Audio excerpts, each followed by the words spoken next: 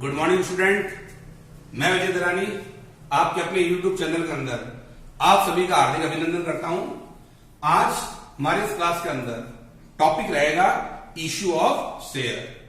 पिछली क्लास में आपने पढ़ा है एक कंपनी दो तरह के शेयर इश्यू करती है, इक्विटी और प्रेफरेंस। कंपनी अपने इश्यू किए गए शेयर पर दो प्रकार से शेयर इश्यू कर सकती है, पार और प्रीमियम। तो आज हम लोग एक क्लास में चार टॉपिक लेंगे, यानी कंपनी अपने शेयर पार पर इश्यू करे तो क्या होगा, कंपनी अपने शेयर प्रीमियम पर इश्यू करे तो क्या होगा, प्लस अगर कंपनी इक्विटी शेयर इश्यू करे तो क्या होगा, और अगर कंपनी अपने शेयर प्रेफरेंस शेयर इश्यू करे तो क्या होगा। तो आज हम लोग एक के ऑप्शन के अंदर इक्विटी शेयर और प्रेफरेंस शेयर दोनों शेयर इश्यू करेंगे, एक को पार पे इश्यू करेंगे और एक को प्रीमियम पर इश्यू करेंगे। तो आज का हमारा टॉपिक स्टार्ट करने से पहले मैंने क्वेश्चन व्हाइट बोर्ड पर नोट किया है, एक बार क्वेश्चन को रीड कर लें, क्वेश्चन समझ लें। A limited company offered for subscription 10,000 equity share of ₹10 each at a premium of ₹2 per share. यानी कंपनी अपने 10,000 इक्विटी शेयर जो कि ₹10 का एक है, लेकिन कंपनी ₹2 प्रीमियम पर इश्यू कर रही है। इट मीन्स कंपनी अपने 10,000 इक्विटी शेयर ₹12 के अंदर इश्यू कर रही है and 5,000 preference share of ₹10 each at par. इसके अलावा कंपनी अपने 5,000 प्रेफरेंस शेयर भी इश्यू कर रही है एट पार। ₹10 का शेयर 10 में इश्यू कर रही है। तो आज दो शेयर हो गए, इक्विटी भी इश्यू कर रही है और प्रेफरेंस भी इश्यू कर रही है। इक्विटी इश्यू कर रही है प्रीमियम पर और प्रेफरेंस इश्यू कर रही है एट पार पर। आगे बढ़े। The amount on equity share was payable as thus. देखो कंपनी अपने 10,000 इक्विटी शेयर जो कि ₹10 का है, ₹2 प्रीमियम पर 12 में इश्यू कर रही है। तो कंपनी अपने इक्विटी का पैसा इस प्रकार से ले रही है। एप्लीकेशन पे 3, अलॉटमेंट पे 5, फर्स्ट कॉल पे 4। अलॉटमेंट में ₹5 ले रही है विद प्रीमियम, यानी ₹5 के अंदर प्रीमियम इंक्लूड है। तो कंपनी अपने ₹12 3 इंस्टॉलमेंट के अंदर ले रही है। एप्लीकेशन पे 3, अलॉटमेंट पे 5 with premium and first call पर 4, टोटल हो गया 12। इसी प्रकार कंपनी अपने प्रेफरेंस शेयर जो कि ₹10 का एक है, उससे 10 भी इश्यू कर रही है। पैसा किस प्रकार से ले रही है। The amount on preference share was payable as follow. Application पे 3, अलॉटमेंट पे 4, फर्स्ट कॉल पे 3, तो 3, 7, 3, टोटल हो गया 10। कंपनी प्रेफरेंस शेयर का पैसा 3 इंस्टॉलमेंट के अंदर ले रही है।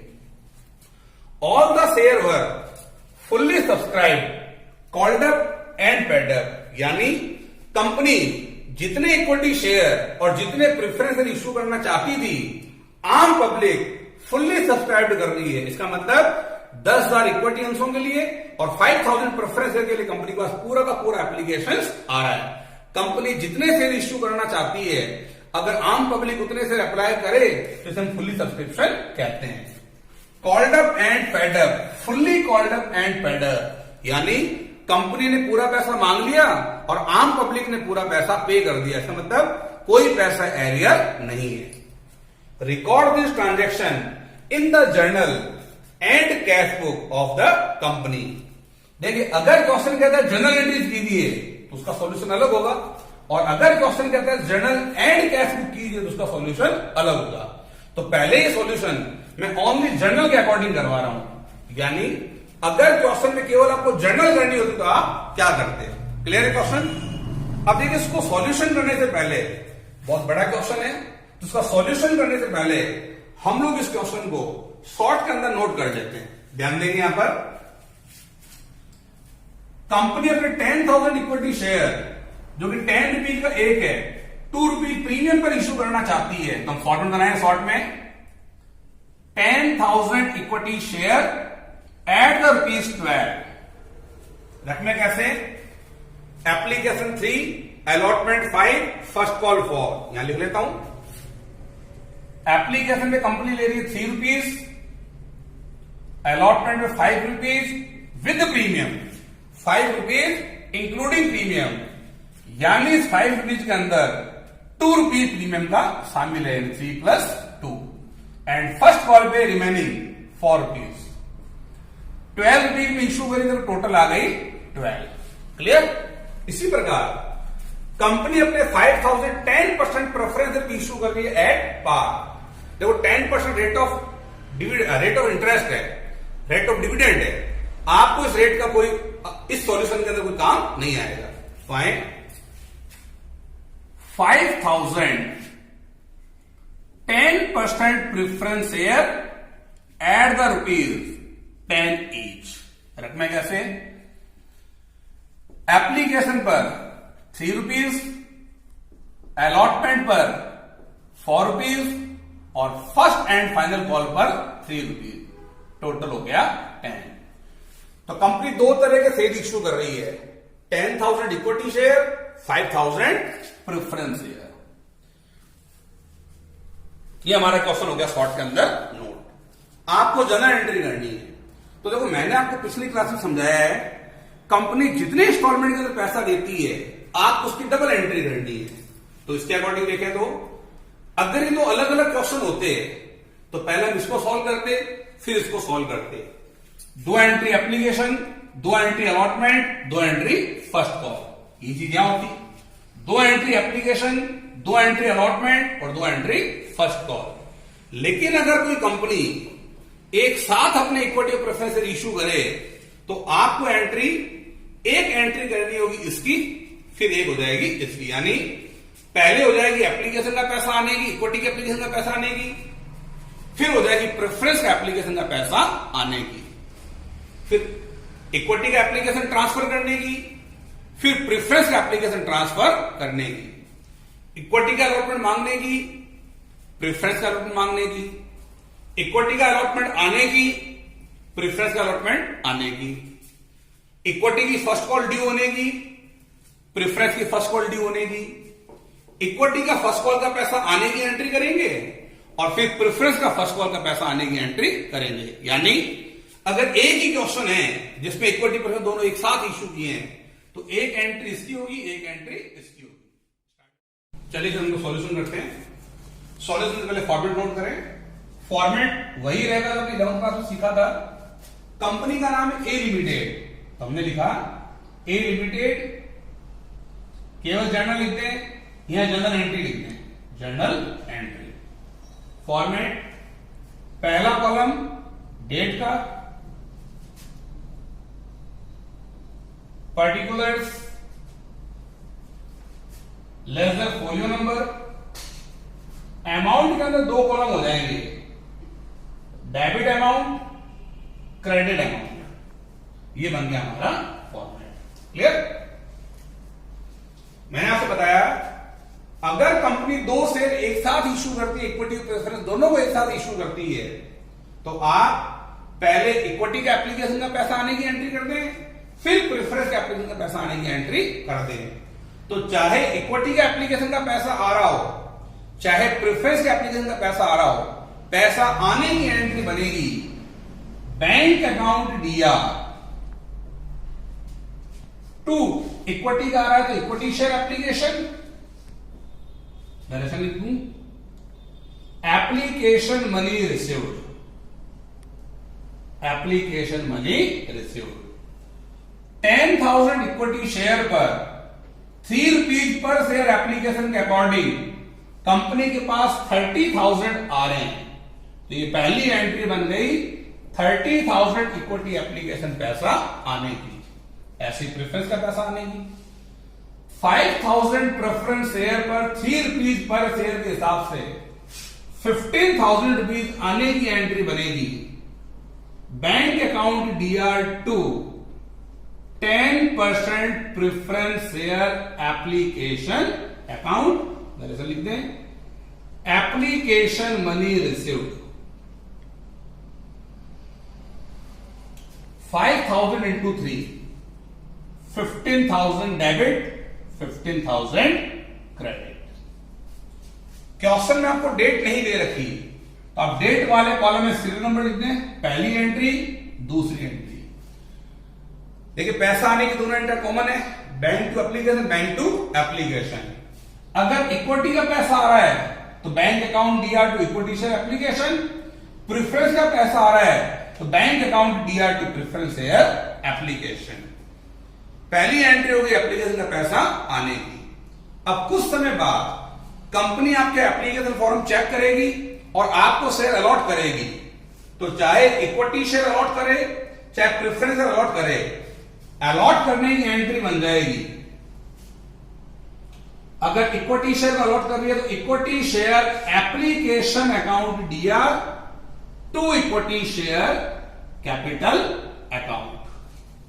30,000 इक्विटी के थे तो 30,000 इक्विटी के कंपनी शेयर अलॉट कर रही है। नरेशन बनेगी एप्लीकेशन मनी ट्रांसफर। इसी प्रकार प्रेफरेंस के 15,000 आए हुए हैं तो कंपनी 15,000 के प्रेफरेंस शेयर भी अलॉट कर रही है तो अलॉटमेंट की एंट्री बन जाएगी। शेयर अलॉट करने की एंट्री बनेगी 10% preference share application account DR to 10% preference share capital account. Narration हो जाएगी एप्लीकेशन मनी ट्रांसफर 15,000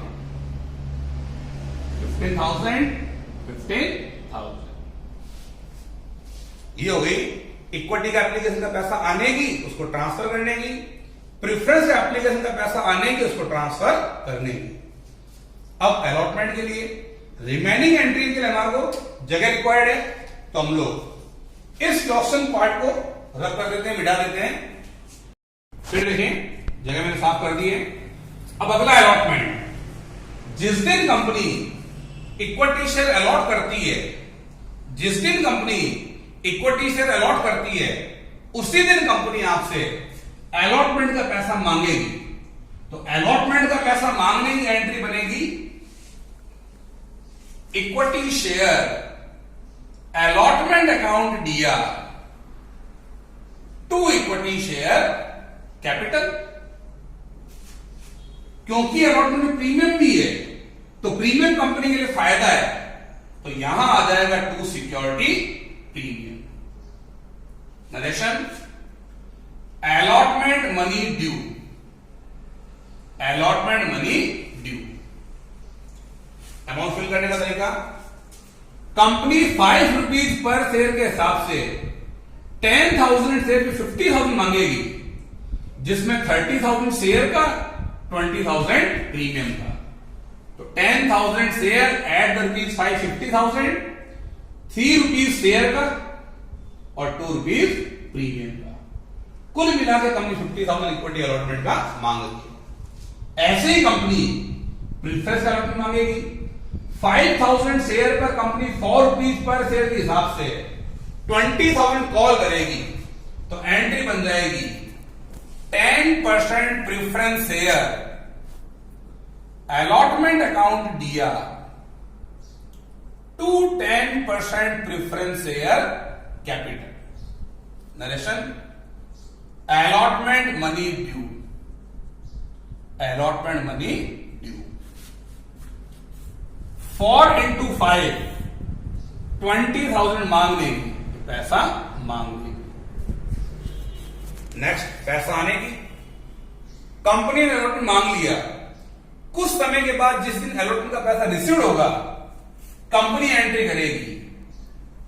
इक्विटी का पैसा आ रहा है तो एंट्री बनेगी bank account DR to equity share allotment. Narration allotment money received, allotment money received. आपने अलॉटमेंट का 50,000 मांगा था इंक्लूडिंग प्रीमियम, कोई एरियर नहीं है, यानी आम पब्लिक ने आपको 50,000 डिपॉजिट करवा दी। नेक्स्ट, आपने प्रेफरेंस का 20 मांगा था तो प्रेफरेंस का पैसा आने की एंट्री बनेगी bank account DR to 10% preference share allotment account. Narration allotment money received, allotment money received. 20 आपने मांगा था और 20,000 कंपनी को रिसीव्ड हो रहा है। ओके, अब लास्ट, अब कंपनी करेगी first and final call. Equity पर मांगेगी कंपनी 10,000 इक्विटी पर एट द रुपीज फॉर 40,000 और 5,000 प्रेफरेंस पर एट द रुपीज 15,000। तो फाइनल कॉल मांगने की एंट्री होगी। अगर हम इक्विटी की फाइनल कॉल कर रहे हैं तो एंट्री बनेगी equity share first and final, क्योंकि अंतिम कॉल है। तो equity share first and final call account DR to equity share capital account narration. Final call money due, final call money due. देखें, 4 रुपीज पर शेयर के हिसाब से company 10,000 share पे मांगेगी 40,000। तो 40,000 डेबिट, 40,000 क्रेडिट। इसी प्रकार प्रेफरेंस का पैसा मांग लेगी। प्रेफरेंस पे कंपनी मांगेगी 5 into 3 15,000। एंट्री बनेगी 10% preference share first and final call account DR to 10% preference share capital account final call money due. Amount फिर से देख लेंगे कैसे निकाला। 5,000 into 3 15,000 मांगने, तो 15,000 आ गया डेबिट के अंदर, 15,000 ही क्रेडिट में। अब कंपनी को पैसा आने की, पहले इक्विटी का पैसा आने की और फिर प्रेफरेंस का पैसा आने की। थोड़ी जगह शॉर्ट है तो मैं नरेशन नहीं लिखूंगा, 2 एंट्री होगा। इक्विटी का पैसा आने की एंट्री बनेगी bank account DR to equity share final call, और ऐसी प्रेफरेंस का पैसा आने की bank account DR to preference share final call. Equity का 40 मांगा था, 40,000 आने की, और प्रेफरेंस का 15 मांगा था, 15,000 आने की। कंप्लीट। गौर करें, यहां मैंने नरेशन नहीं लिखी, जगह शॉर्ट थी हमारे पास, तो नरेशन हो जाएगी final call money received, final call money received. इसके लिख देता हूं नीचे, final call money received. Clear. अब देखिए, अगर हम चाहें, मैंने भी आपको अलग अलग समझाइए, अगर एक ही क्वेश्चन में कंपनी इक्विटी प्रेफरेंस इशू करती है तो हम लोग अगर चाहें तो बैंक वाली एंट्री कंबाइंड भी कर सकते हैं, यानी हम इन 2 एंट्री को कंबाइंड कर सकते हैं। क्या बन जाएगी, bank account DR to equity share application और टू 10% प्रेफरेंस शेयर एप्लीकेशन। हम ये एंट्री को कंबाइंड भी कर सकते हैं। तो बैंक अकाउंट 2 बार लिखना नहीं पड़ेगा, सिंगल बार आ जाएगा। Bank account DR 45,000 to equity share application 30 और टू प्रेफरेंस शेयर एप्लीकेशन 15। इन्हें भी कंबाइंड कर ले, लेकिन कंबाइंड में भी आपको वही काम करना है जो अलग अलग में करना है। अगर कंबाइंड करते हैं तो एंट्री बनेगी equity share application account DR 30, preference share application account DR 15, to equity share capital 30 और टू प्रेफरेंस शेयर कैपिटल 15। तो चाहे तो आप इन एंट्री को कंबाइंड भी कर सकते हैं। यहां है इसी प्रकार अलॉटमेंट मांगने की, पैसा आने की। आप बैंक वाली एंट्री को कंबाइंड करें, ज्यादा ठीक रहेगा।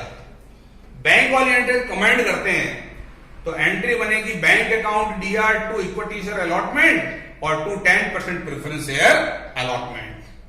फर्स्ट कॉल मांगने की और फिर पैसा आने की एंट्री आप कंबाइंड में कर सकते हैं।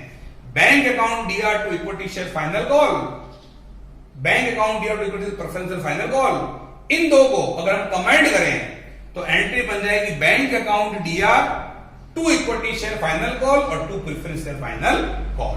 क्लियर। अब देखिए, अगर क्वेश्चन हमसे ये पूछा है, जर्नल कीजिए, तब तो आप इस प्रकार से कर सकते हैं, इसमें बैंक वाली एंट्री को कमेंट कर सकते हैं। अगर केवल आपको जर्नल करनी है तब तो जितने इंस्टॉलमेंट है उन सबकी डबल हो जाएगी। 3 इंस्टॉलमेंट की 6 एंट्रियां, 3 इंस्टॉलमेंट की 6 एंट्रियां, यानी कुल मिलाकर हम लोगों ने 12 एंट्री की है। देखो 1 to 12।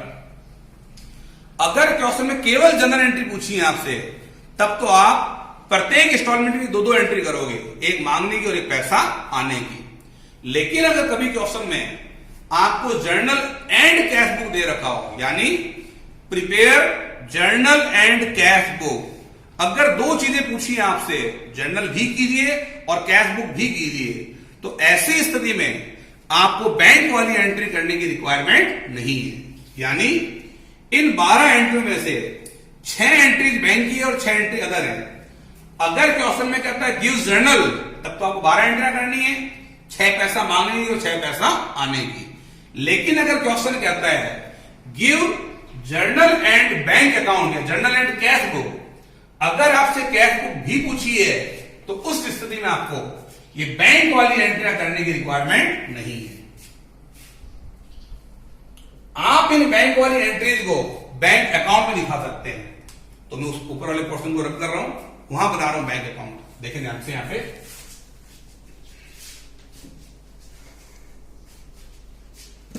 यहां मैंने हेडिंग दी कैश बुक, कैश बुक के अंदर बैंक कॉलम या बैंक अकाउंट। याद करें 11th क्लास हम लोग कैश बुक करते थे, 3 कॉलम बनाते थे, डिस्काउंट, कैश और बैंक। तो मैं कैश बुक बना रहा हूं जिसमें केवल बैंक वाला कॉलम दिखा रहा हूं। अगर क्वेश्चन में जर्नल एंड कैश बुक दोनों गए तो आप बैंक वाली एंट्री ना करके बैंक अकाउंट बना दें। तो बैंक में आ जाएगा bank account DR to equity share application, यहां आ जाएगा टू इक्विटी शेयर एप्लीकेशन 30,000। इसी प्रकार प्रेफरेंस का पैसा आने की 10% प्रेफरेंस शेयर एप्लीकेशन अकाउंट 15,000। फिर आगे बढ़े,